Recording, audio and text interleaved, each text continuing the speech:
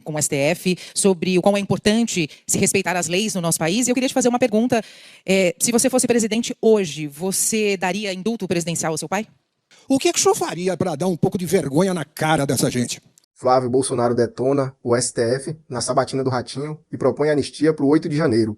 Flávio Bolsonaro senta na cadeira do Ratinho e defende anistia para os presos de 8 de janeiro, alegando falta de prova de ruptura democrática, enquanto o mesmo STF que aceita processo sem prova concreta finge que isso é golpismo. Quando o assunto é limitar o poder do Supremo, de repente interferência indevida virou palavrão. Caso o senhor seja eleito, como é que o senhor vai lidar com o Supremo? Eu sempre tive uma relação respeitosa. Eu da família, enquanto meu pai foi presidente da República, eu sempre busquei distensionar essas relações. Então, conheço pessoalmente a grande maioria deles. Eles me conhecem com a minha forma de trabalhar. Eu acredito, mais uma vez, que a solução está na política. A lei tem que voltar a ser cumprida nesse Brasil. Não dá para o Congresso Nacional tomar uma medida lá, por exemplo, de acabar com o IOF em cartão de crédito, que foi o que o governo Lula aumentou o IOF. O Congresso vai... derruba, não. Chega de imposto. Ninguém aguenta mais imposto. É tesouraço nos impostos, como eu pretendo fazer. Vai ser tesouraço nos impostos, tesouraço na corrupção. Entra na minha rede social, @Flávio Bolsonaro, que vocês verão como. É dessa forma que a gente tem que voltar a fazer a legislação ser cumprida, Ratinho. Porque hoje a gente tem um Congresso que está amedrontado, está preocupado com as coisas que são feitas ali, parece que precisa deixar as pessoas amarradas de alguma forma para ter o controle sobre o legislativo. A gente está discutindo um projeto de lei que trata de anistia, já virou dosimetria, que é uma redução das penas, e quem está impondo o que pode ou não pode ser aprovado é um ministro do Supremo. Isso é uma interferência de poder. Está errado. Eu vou aproveitar e fazer mais uma pergunta que é importante, porque muita gente me pergunta isso. Vários empresários brasileiros estão saindo do país, indo agora para o Paraguai, agora indo ao caminho da Bolívia também, né? Estão saindo do Brasil, estão colocando suas empresas. Primeiro estão indo para o Paraguai, agora pegaram o caminho da Bolívia. Eu não sei por que o caminho da Bolívia, deve ser por causa de imposto também. Você tem algum caminho para esses empresários deixarem de sair do país? Sim, o caminho, mais uma vez, é o tesouraço, cortar imposto sem pena, como fez o presidente Bolsonaro, desburocratização, segurança jurídica, parar de olhar para o empreendedor como se fosse um demônio, alguém que enriqueceu porque roubou alguém. Não, são essas pessoas que geram os empregos. Quem tem que gerar emprego não é o poder público, não é o presidente da República, o poder executivo. É aquele empresário que arrisca o seu dinheiro para abrir um negócio, e ali é que você começa a gerar emprego. E mais, Ratinho, a gente tem que pegar, o meu sonho é transformar pela educação. Como é que a gente vai fazer isso? Porque tem aquela molecadinha que vai para a vida do crime, que é ruim, ali tem que ser pau, linha dura, lei para eles.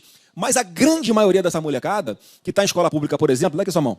Cara, eu quero pegar na mão dessa molecada, a gente vai trazer desde o ensino básico, vamos andar, até chegar o cara ter a carteira de trabalho dele ou a própria empresa. É essa mentalidade que a nossa garotada tem que ter de estudar tecnologia da informação, ciência, tecnologia, matemática, português, ciências. Acabar com o neném. É só isso que precisa. Nem estudo e nem trabalho. Tem que acabar. A garotada está estudando, Ratinho, e fica preocupada, tipo assim, não tem expectativa de futuro, acha que nunca vai conseguir um emprego, nunca vai conseguir abrir a própria empresa. Então é essa mentalidade que cabe ao poder público fazer, isso que a gente tem que fazer no campo da educação. Sérgio Malandro, tem mais alguma pergunta? Senador, você estava falando aí da segurança. O que você acha dessa frase, bandido bom é bandido morto?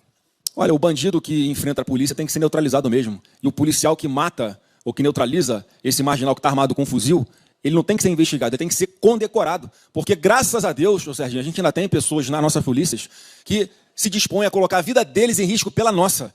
Quem já sofreu um assalto aqui, quem já passou por uma situação de ser vítima disso, tudo que pede é para ficar vivo.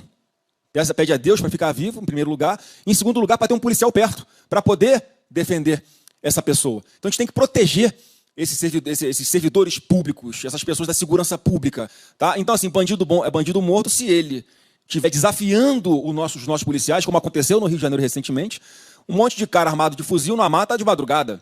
Não estavam fazendo turismo. Estavam ali esperando a polícia chegar para matar o policial, para defender aquilo que eles acham que é o território deles. Então essa mentalidade a gente tem que encarar com coragem, com firmeza. Aí sim é para ser radical nessa pauta da segurança pública, porque foi assim que deu certo em todos os lugares do mundo. Acabar com a impunidade. Agora é a vez da Sônia Lima. Eu vou pegar carona aí um pouco nessa pergunta. Eu queria saber, o que você faria com a segurança pública para mudar tudo isso? Primeiro, a gente tem que reconquistar os territórios. Qual o primeiro território que a gente tem que reconquistar? Os presídios. O Estado nem os presídios manda hoje, Ratinho. A gente tem que reconquistar esse território. Tem que construir presídio, sim. Já estamos fazendo um monte de mudança na lei penal que vai endurecer. Aqueles marginais que são mais perigosos, que andam de fuzil, que estão aí roubando, estuprando, batendo em mulher. Esses caras têm que ter cadeia para eles mofarem lá. E quando eles saem do convívio social, eles estão praticando menos crimes nas ruas. Isso a gente já está fazendo. E, mais uma vez, para que não haja essa usina fabricando bandidos o tempo inteiro. O caminho é esse que eu brinquei aqui com o Ratinho, de pegar na mão dele para evitar que essa molecada tenha como ídolos o dono da boca de fumo da favela onde ele mora. Tem que ter como ídolo uma Raíssa Leal, uma Daiane dos Santos, um astronauta Marcos Pontes, um Silvio Santos, concorda? É isso que a gente tem que despertar nessa garotada para que eles tenham a expectativa de serem alguém quando acabarem de estudar. Dani Brandt. Muito bem. O senador falou sobre a sua relação com o STF, sobre o quão é importante se respeitar as leis no nosso país. E eu queria te fazer uma pergunta. Se você fosse presidente hoje, você daria indulto presidencial ao seu pai? Com certeza. Não só para ele, mas para todas as outras pessoas que foram covardemente justiçadas porque não cometeram aqueles crimes. O máximo que houve ali, Ratinho, foi uma depredação de patrimônio público que a gente nunca concordou. E as pessoas têm que pagar por aquilo. Agora, você acreditar que uma senhorinha de Bíblia na mão, por mais que estivesse no meio da algazarra ali, ia sentar na cadeira de presidente da República, ia começar a dar ordem para a gente, ia todo mundo obedecer? Isso não ia acontecer, a pessoa ia ser presa no mesmo momento e ia levada para a cadeia, como aconteceu. Então não tinha como, pelo que aconteceu no 8 de janeiro, haver uma ruptura no nosso país, um golpe de Estado, sem apoio de ninguém, sem apoio de Forças Armadas. O presidente Bolsonaro, Dani, enquanto era presidente ainda, ele escolheu o comandante do Exército Brasileiro, indicado pelo Lula. Pô, quem quer dar um golpe armado, vai botar o comandante de uma força, o comandante escolhido pelo seu inimigo? Então são várias coisas que mostram, que provam para a gente que o que está acontecendo não só com o Bolsonaro, mas com centenas de famílias que foram destruídas, pessoas que já morreram dentro da cadeia por causa de omissão do poder público, pessoas que estão fora do Brasil por medo de virem para cá, porque sabem que não vão responder a um processo justo, vão ser justiçados, vão ser julgados pelos seus inimigos, vão ser julgados com ódio. Então, a única forma que eu vejo de a gente virar esta página de verdade é uma anistia, ou, como você colocou, um indulto que seja dado para que as pessoas retomem as suas vidas normalmente. Agora a vez da Beth Gusso. Senador, quais as prioridades que o senhor imagina para a área da saúde? Olha, para a área da saúde a gente tem que fazer... O Bolsonaro começou muito bem, ele já foi o presidente que deu o piso nacional da enfermagem. Um segmento que sempre foi até majoritariamente mais à esquerda, né, Ratinho? Porque quem trabalha com enfermagem, quem trabalha nessa área de atendimento ao público, normalmente tem uma sensibilidade maior, tem que ter ali um talento para olhar olho no olho, porque quem procura um posto de saúde está procurando acolhimento. Então, o que a gente tem que fazer é fechar, mais uma vez, a torneira da corrupção, porque a quantidade de equipamentos que são comprados superfaturados, sem controle, com desperdício, tem que pagar melhor esses profissionais, como o Bolsonaro fez com relação à enfermagem. A gente tem que ter uma atenção especial para que os nossos médicos de verdade tenham incentivos para trabalhar em lugares que são mais distantes, que ninguém quer trabalhar. Então, assim, todo mundo tem médico pra caramba, mas todo mundo quer trabalhar numa capital, ninguém quer ir para a periferia, para o interior, para um lugar perigoso, ninguém quer trabalhar numa UPA, no local onde tem o domínio de traficantes, onde tem milicianos que mandam naquele território. Então veja como é que está tudo intercalado, e para a gente melhorar um atendimento à nossa saúde, isso passa por segurança pública e passa por combate à corrupção. Então, assim, não é difícil de resolver, mas tem que ter boa vontade e tem que dar o exemplo. Quando o bom exemplo vem de cima para baixo, as coisas tendem a andar. Do jeito que está hoje, o mau exemplo está vindo de cima. Senador, deixa eu falar uma coisa para o senhor. Esse negócio de esquerda e direita tá tão assim perigoso que quando alguém pede uma informação, eu falo, vai reto sempre. Mas, deixa eu falar uma coisa agora séria. Como é que a gente pode acabar com essa divisão, com essa polarização? Porque, realmente, eu vivi uma época muito... Não tinha nada disso. Hoje em dia, famílias estão brigando, o pai não fala com o filho não fala com o pai, os irmãos não se falam. Você chega numa turma, aquele cara que é teu amigo das antigas, daqui a pouquinho ele não fala mais com você. Como é que a gente pode acabar com essa polarização no Brasil? Como é que acaba com isso, Serginho? Eu acho que é pelo exemplo, porque principalmente as maiores autoridades desse país, elas se elegeram dizendo que vou buscar a pacificação, vou acabar com essas confusões. E na prática, o que acontece? Não só o discurso de ódio continua, mas as práticas de ódio continuam. Hoje, parlamentares de centro-direita são perseguidos, Ratinho, e não é por causa de corrupção, é por causa do que eles falam. Por isso que eu te falo que a gente pode ter lado, a plateia pode ter lado. Quem não pode ter lado é juiz. Imagina, você tem uma causa do SBT, vai ser julgada por um juiz que tem uma proximidade com um concorrente. Você vai achar um julgamento justo? Não vai. É isso que passou o Bolsonaro, ele foi condenado pelos seus inimigos. Então, esse tipo de coisa, Serginho, enquanto a gente não respeitar a Constituição, a legislação e o exemplo, enquanto o exemplo não vier de cima, eu acho que vai continuar essa confusão. E como sempre pediu assim, Bolsonaro, você tem que ser mais centrado, tem que ser mais equilibrado. Eu acho que eu já sou assim por natureza e quero que as pessoas me percebam dessa forma como alguém que tem os mesmos princípios do Jair Bolsonaro, mas só que tem uma forma diferente de colocar as coisas e de explicar olhando no olho de coração aqui aberto. Sônia Lima. Boa noite, Flávio. Boa noite, Tudo Sônia. bem? Meu amor, deixa eu te falar. Desculpa falar, meu amor. O senhor, vamos tratar com todo respeito. O senhor acabou de dizer, né, que faria como o seu pai em relação ao Bolsa Família. Teria alguma coisa que você faria diferente do seu pai, caso seja presidente? Olha, eu acho que ele era muito incompreendido várias vezes. Ele falava algumas coisas de uma forma quase sempre reagindo, tá, Sônia? Mas que acabava sendo deturpado, interpretado como se fosse uma agressão, um ataque institucional. Eu acho que o que eu melhoraria é a comunicação. Eu acho que é uma coisa que eu faria diferente. Eu estou na vida pública há 22 anos, sempre tive um excelente relacionamento com a imprensa, respeito muito o trabalho dos jornalistas que trazem à luz coisas que muitas vezes os porões ali do poder omitem.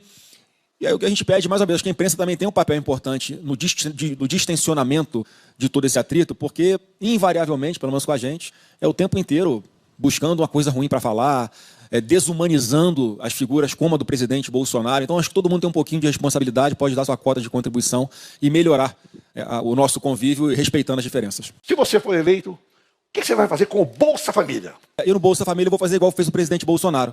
Como é que o atual governo faz? Eles mantêm as pessoas dependentes do Bolsa Família. Como é que o Bolsonaro fazia e a gente tem que voltar a fazer, Ratinho? Ele dava uma porta de saída, falava assim, ó, se você arrumar um emprego, você que está no Bolsa Família, se você arrumar um emprego, você vai ficar mais 2 anos recebendo o Bolsa Família, mais o seu salário e mais R$ 200. O governo vai pagar para você arrumar um emprego. Sim. Para que a pessoa possa se acostumar a viver do emprego e não depender mais do Bolsa Família. Então, o nosso sonho é esse, abraçar aquelas pessoas que precisam receber o Bolsa Família, diga-se de passagem.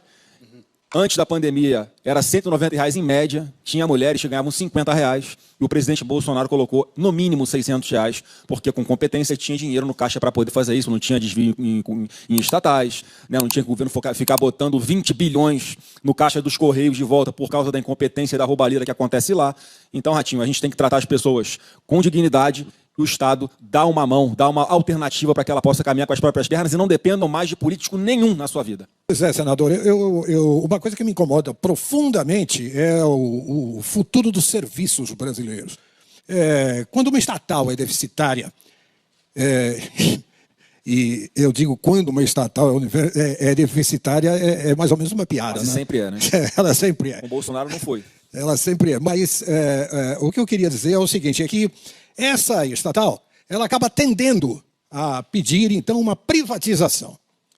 E é gozado que as pessoas que fazem parte, os concorrentes que entram para ganhar a privatização desses serviços, que deveriam ser serviços públicos, a princípio, só não o são porque estão causando prejuízo ao Estado. Essas estatais, aliás, essas empresas privadas, também alegando um grande prejuízo, continuam não servindo a população. O que o senhor faria para dar um pouco de vergonha na cara dessa gente? Odécio, a privatização ela só é mal sucedida quando, na sua origem, quando faz um edital lá para conceder um serviço público para alguém do setor privado explorar, quando isso é mal feito, quando isso é feito com corrupção. A gente vê isso direto aqui. Estamos vendo aqui em São Paulo, acho que você está se referindo a isso, a Enel, que foi privatizada e está prestando um péssimo serviço de luz, né? As pessoas sofrendo com isso. Então, cabe ao poder público multar, cobrar, e se tiver um serviço ruim, tirar e botar uma outra que seja competente e se comprometa a fazer os investimentos, a investir em tecnologia para diminuir o desperdício, uma empresa que se comprometa a fazer ligação elétrica subterrânea ao invés de ser por poste, porque essa é a alegação, né, que tem as árvores derrubam os postes e acaba dificultando, cortando o fornecimento de energia, o que é verdade também. Então, acho que vai desde o início. Se uma privatização é bem feita, a tendência é um serviço público ser prestado de uma forma melhor do que se fosse por uma estatal. Olha os Correios. Os caras pediram 20 bilhões de empréstimo para cobrar o roubo deles. Né? Os Correios são comandados pelos advogados Lula, um grupo chamado Prerrogativas, de esquerda. Então, bota os companheiros lá, cara, além de fazer um trabalho incompetente, ainda metem a mão. Como você falou, esses 20 bilhões dos nossos impostos vão ter que ser colocados lá, Ratinho, para a conta fechar. Sabe quantas casas, quantas habitações populares podiam ser feitas com esse dinheiro? 134 mil casas populares. Você que está hoje no aluguel, saiba que o roubo nas estatais pode estar inviabilizando que você tenha a sua casa própria. Então é essa comparação que o povo precisa entender e dar valor a um governo que vá zelar pelo dinheiro dos nossos impostos, que não é dinheiro público. O dinheiro tem dono e é o povo brasileiro. Flávio propôs tesouraço nos impostos. Disse não à romantização do Bolsa Família sem porta de saída. E ainda defendeu a anistia para o 8 de janeiro. Comenta aqui se você concorda com esse pacote de propostas e já se inscreve no canal. Porque enquanto a mídia escolhe o que destacar, em que a gente mostra a real da sabatina.